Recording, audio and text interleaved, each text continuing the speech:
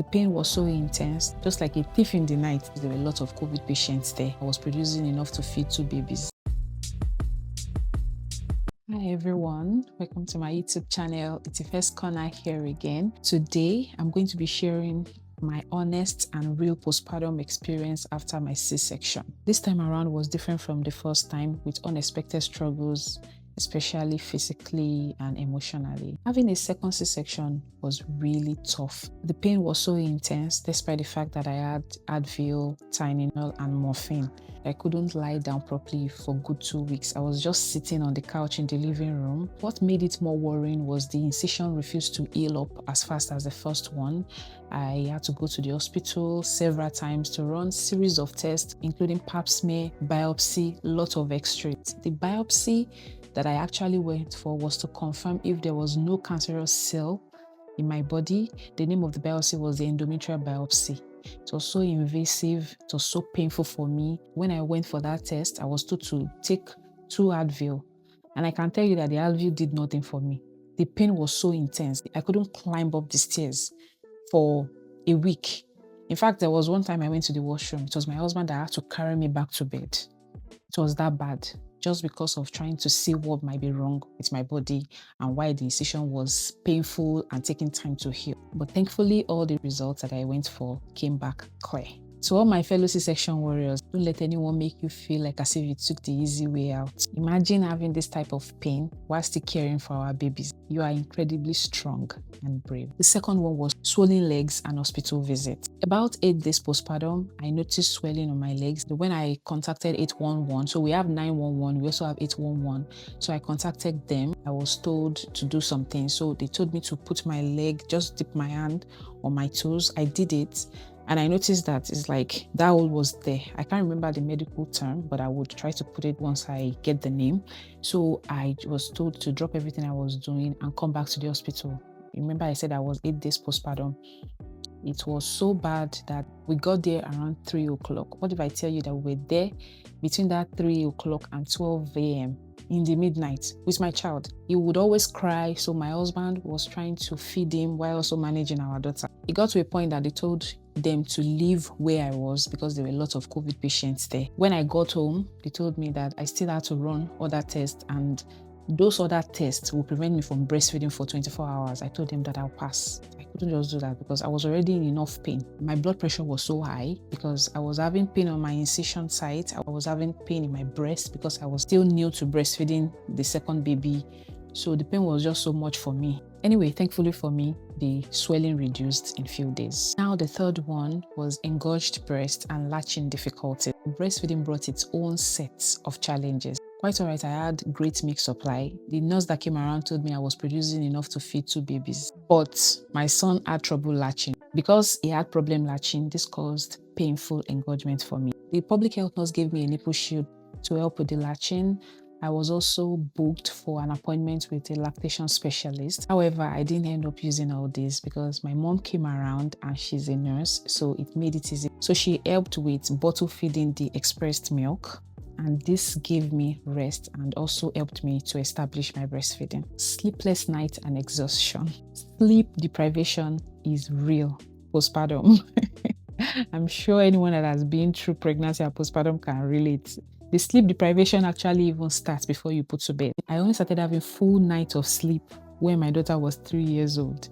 And shortly after she turned 3, I took in again. My son is a Velcro baby. He loves to be held all the time. Even until now, I think he's getting better, but it was so intense at the time. He barely slept in his crib. Though I would say the first 3 months were relatively easier because my mom was around, but she was only here for 12 weeks. And when she left, it was back to myself, my husband, and the children. When my mom was around, I would express shortly before I went to bed.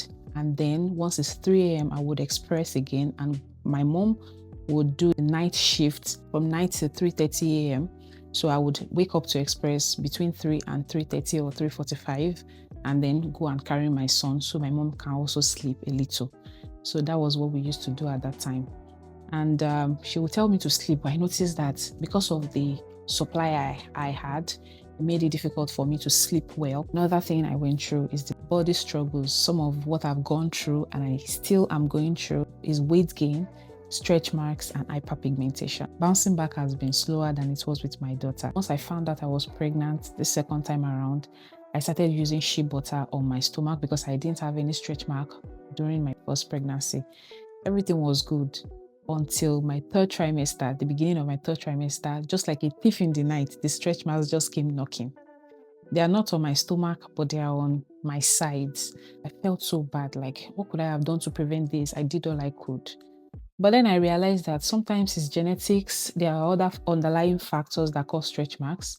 Even if you do everything to book, it doesn't still mean you wouldn't get stretch marks. During my first pregnancy, I didn't have any hyperpigmentation, except a little on my stomach. But with this one, it started immediately I found out I was pregnant. I even had to go see the dermatologist. But when I got there, I was told that there is little to nothing we can do because I'm still breastfeeding.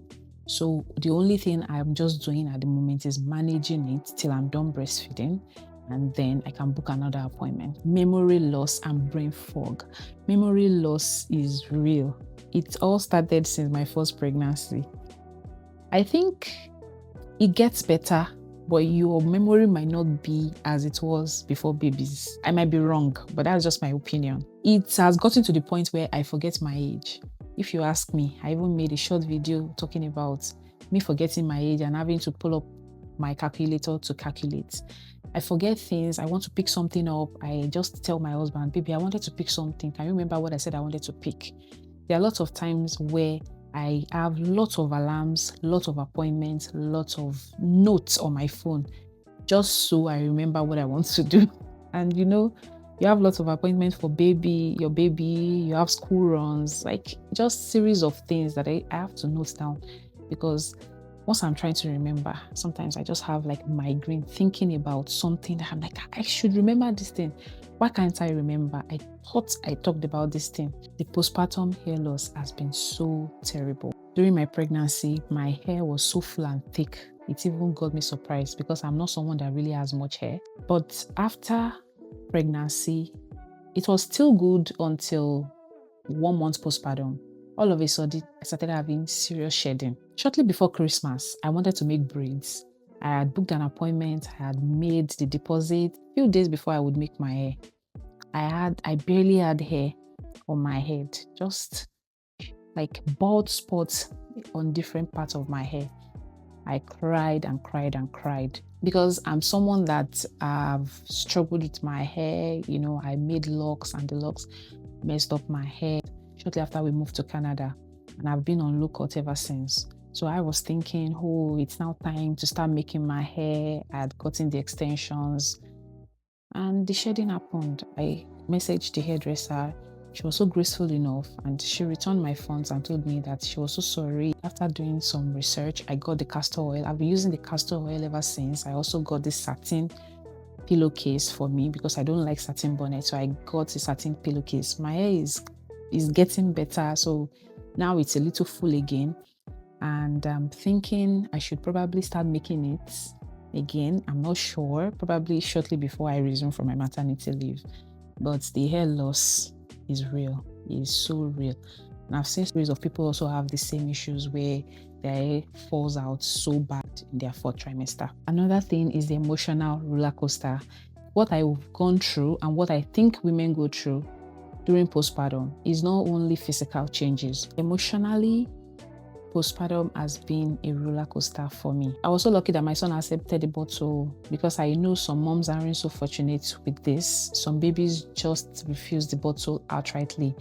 They only want to be breastfed directly. And I know that this can be very overwhelming for both the mom and the baby. Also, what made me emotional was that the transition from being a mom of one to a mom of two is a big adjustment. I got emotional because of this. And just when I was starting to settle in, my mom had to leave. I'm currently 11 months postpartum, and I can say that I feel better than I used to be. And I know it keeps getting better. I want to encourage pregnant moms or moms currently going through this phase postpartum. Please know that you're not alone. Postpartum is not only about the joy of having a new baby. It also comes with real physical, mental, and emotional challenges. Healing looks different for every mom. Thank you so much for listening to my story. If you found this helpful, kindly like, subscribe, and share it with other moms. Thank you for watching. See you next time. Bye.